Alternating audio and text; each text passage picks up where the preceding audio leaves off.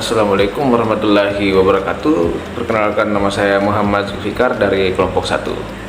Kelompok 1 ini adalah kelompok yang membahas tentang salah satu teori belajar, yakni teori belajar behavioristik. Sebelum kita masuk pada bahasan teori belajarnya, kita cari dulu asal mula aliran dari behavioristik ini, yaitu aliran behaviorisme. Jadi aliran behaviorisme itu pertama kali dikemukakan oleh salah satu psikolog. Psikolog ini bernama John Broadus Watson. Beliau berpendapat bahwa introspeksi itu adalah alat yang baik untuk riset. Lalu bagaimana penerapan teori behavioristik ini dalam pendidikan?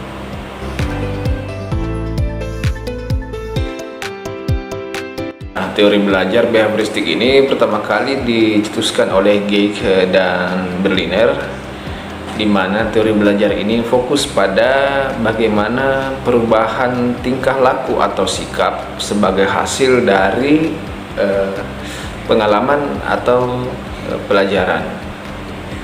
Jadi seorang peserta didik dikatakan sudah belajar apabila telah mengalami perubahan sikap dari pengalamannya. Oleh karena itu, studi belajar atau teori belajar behavioristik ini terdapat dua faktor yang penting, yaitu faktor stimulus dan respon. Stimulus adalah rangsangan yang kita berikan kepada peserta didik, dan respon adalah hasil dari rangsangan itu. Selain dua faktor tadi, faktor stimulus dan respon, terdapat satu faktor juga yang penting dalam teori belajar behavioristik ini, yaitu faktor penguat atau reinforcement. Faktor penguat adalah faktor yang diberikan untuk memperkuat timbulnya suatu respon. Faktor penguat ini ada dua, yaitu faktor penguat positif dan faktor penguat negatif. Untuk mengenal lebih lanjut lagi tentang teori belajar behavioristik ini, kita akan membahas ciri-ciri teori belajar behavioristik ini yang akan dijelaskan oleh saudara saya, Gunawan. Waktu dan tempat saya persilahkan. Assalamualaikum warahmatullahi wabarakatuh dan salam sejahtera untuk kita semua. Sebelumnya rekan saya telah menjelaskan tentang teori pembelajaran behavioristik. Nah, pada kesempatan kali ini saya akan menjelaskan tentang ciri-ciri dari teori pembelajaran behavioristik.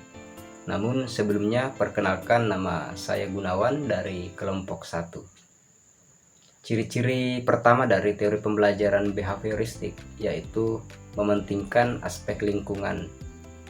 Nah, dalam pembelajaran ini, lingkungan dianggap sangat berperan penting dan memiliki pengaruh terhadap tingkat keberhasilan dari proses pembelajaran. Ciri yang kedua adalah bersifat elementalistik. Apa itu elementalistik dalam teori pembelajaran behavioristik? Dimaksud dengan elementalistik adalah elemen-elemen dalam proses pembelajaran itu sangat diperhitungkan karena dianggap sangat berpengaruh terhadap rasio atau tingkat keberhasilan dari proses pembelajaran. Poin ketiga yaitu mementingkan peranan reaksi. Jadi pada poin ini mengacu kepada adanya respon atau reaksi dalam proses pembelajaran sebagai wujud atau bentuk bahwa peserta didik memahami dan mengerti materi yang disampaikan kepada mereka. Yang keempat itu adalah bersifat mekanistis. Apa itu mekanistis dalam teori pembelajaran behavioristik? Yaitu adanya mekanisme tertentu atau mekanisme tertentu yang digunakan dalam proses pembelajaran guna mencapai target atau sasaran dari pembelajaran itu. Yang kemudian ciri-ciri selanjutnya yaitu trial and error. Jadi ini merupakan sebuah upaya berulang yang dilakukan secara konsisten sebagai bentuk penguatan terhadap peserta didik. Nah, teori ini juga merupakan salah satu teori pemecahan masalah yang sering digunakan dalam teori belajar behavioristik. Nah, yang selanjutnya ciri-ciri terakhir yang mungkin saya dapat sampaikan pada kesempatan kali ini yaitu berfokus kepada pembentukan perilaku.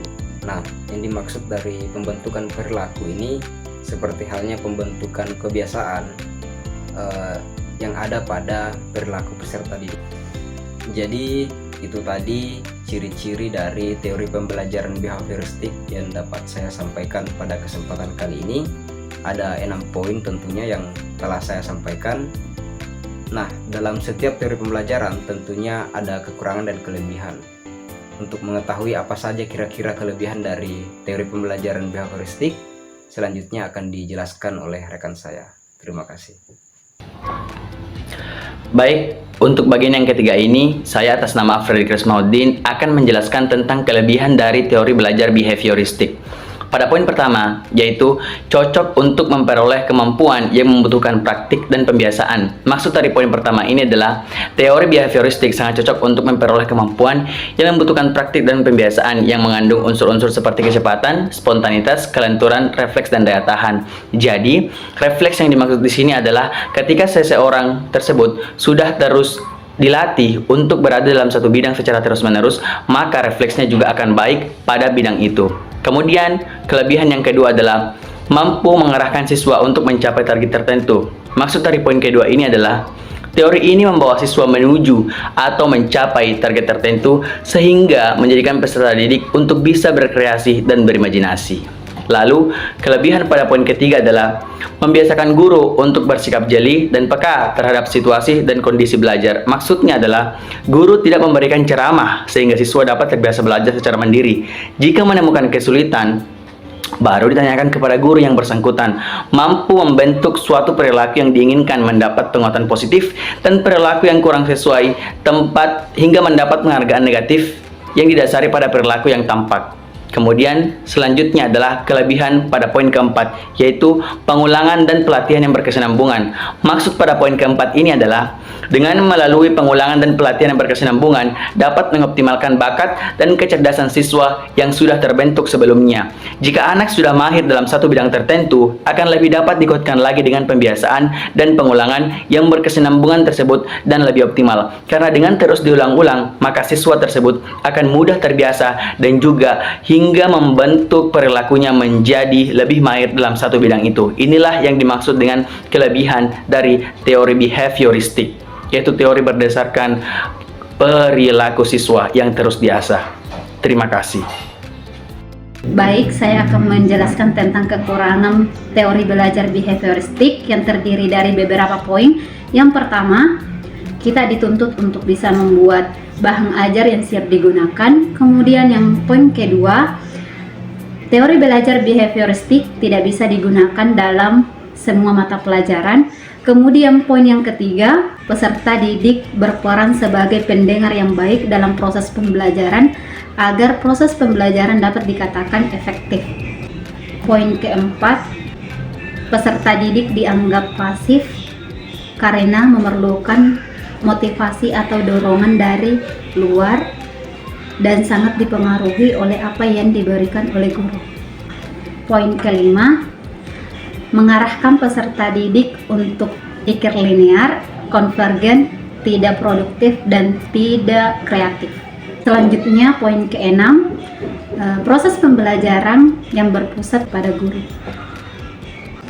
Poin terakhir atau poin ketujuh, di mana penerapan teori behavioristik jika tidak dilakukan dengan baik atau tidak sesuai dengan apa yang diinginkan, maka proses pembelajaran akan berlangsung membosankan dan tidak menarik atau mengalami proses searah. Assalamualaikum warahmatullahi wabarakatuh. Perkenalkan, nama saya Samsina. Saya akan menjelaskan tentang beberapa tokoh yang termasuk dalam teori belajar behavioristik. Tokoh yang pertama ada Edward Lee Thorndike yang lahir pada tahun 1871 dan meninggal pada tahun 1949. Menurut Thorndike, belajar adalah proses interaksi antara stimulus dan respon, yang kemudian teori ini juga dikenal sebagai teori koneksi atau teori asosiasi. karena menurutnya bahwa pembelajaran terjadi melalui pembentukan asosiasi antara stimulus dan respon. Kemudian, Trandert juga menyebutkan bahwa ada 3 hukum belajar. Yang pertama, hukum kesiapan, yang kedua, hukum latihan, dan yang ketiga, hukum akibat. Kemudian tokoh dalam teori belajar behavioristik yang kedua ada John Broad Watson yang lahir pada tahun 1878 dan meninggal pada tahun 1958. Watson ini adalah tokoh aliran behaviorism yang berasal dari Amerika Serikat. Watson menyebutkan bahwa proses belajar adalah proses interaksi antara stimulus dan respon yang berupa perubahan tingkah laku yang dapat diukur dan dapat diamati. Watson mengakui bahwa perubahan-perubahan mental yang terjadi pada diri seseorang setelah melalui proses belajar itu penting. Namun ia menganggap bahwa hal itu tidak dapat menjelaskan bahwa seseorang tersebut telah melalui proses belajar karena tidak dapat diukur. Selanjutnya tokoh yang ketiga ada Edwin Ray Guthrie, di mana Edwin Ray Guthrie ini lahir pada tahun 1886 dan meninggal pada tahun 1959. Menurut teori ini, Guthrie menyebutkan bahwa asas belajar yang utama dalam proses belajar itu adalah adanya hukum continuity atau adanya rangkaian peristiwa, stimulus dan respon yang dilakukan secara berulang kali, maka secara otomatis stimulus tersebut akan memicu respon. Sebagai contohnya, seorang siswa yang telah melalui proses belajar kemudian ia mendapatkan nilai yang tinggi, maka seterusnya ia akan terus belajar lebih giat lagi untuk mendapatkan nilai yang tinggi atau nilai yang bagus. Kemudian tokoh yang keempat ada Bruce Frederick Skinner yang lahir pada tahun 1904 dan meninggal pada tahun 1990. Teori belajar behavioristik menurut Skinner adalah teori yang dimana ia berfokus pada hubungan interaksi antara respon stimulus serta konsekuensi yang mengikutinya. Skinner menekankan bahwa perilaku dalam proses belajar itu penting. Kemudian ia juga mengungkapkan bahwa adanya reward atau penguatan dalam proses belajar itu sangat diperlukan.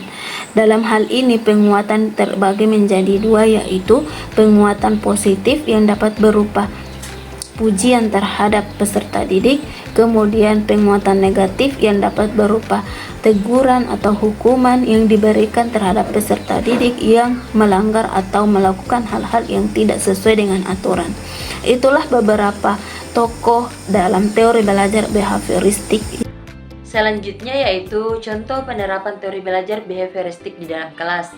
Yang pertama, guru harus menyusun materi atau bahan ajar secara lengkap, dimulai dari materi sederhana sampai materi kompleks.